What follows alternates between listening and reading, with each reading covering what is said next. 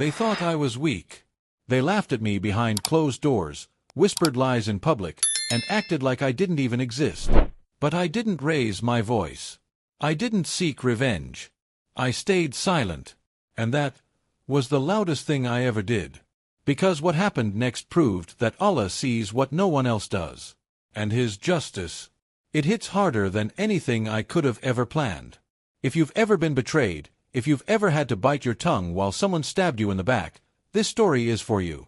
Hit that like button, subscribe, and prepare yourself for a true Islamic story of patience, betrayal, and divine justice. 1.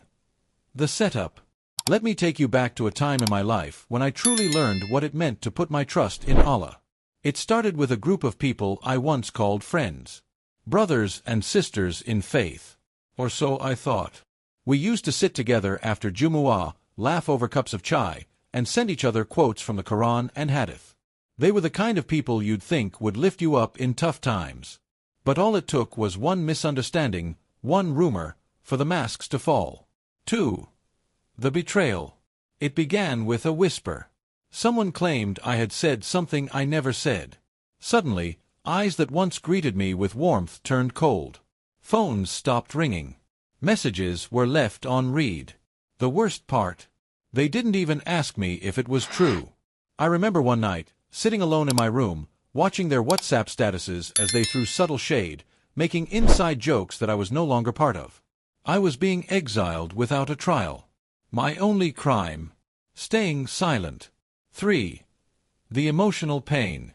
At first, I wanted to defend myself, to scream, to explain. I typed out long messages I never sent. I drafted replies that burned with emotion. But something inside me said, wait. Be patient. Let Allah handle it.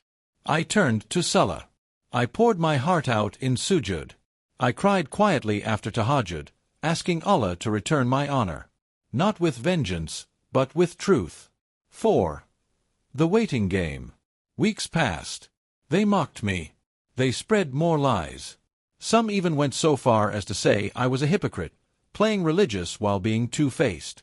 But while they were busy laughing, I was busy praying. While they were crafting stories, I was crafting du'a. And slowly, something started shifting. 5. Allah takes over. First, one of them got caught lying about someone else. Then another was exposed for gossiping. Screenshots leaked. Their own drama began to unfold in the exact same way they had treated me. People who once believed their words started to question them. I never had to say a single word. It was as if Allah was flipping every page of their lies and letting the world read it out loud. 6. The justice.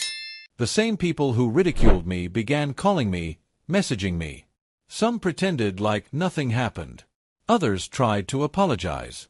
One even cried over the phone, saying, I don't know why we turned on you. I listened. I forgave. But I never forgot who stood by me when I had nothing, and who walked away when the lights dimmed. 7. The inner reflection. What did I learn? That silence is not weakness. That patience isn't passivity. That when you hold your tongue and trust your Lord, He fights your battles better than you ever could. Sometimes, revenge doesn't come with fireworks.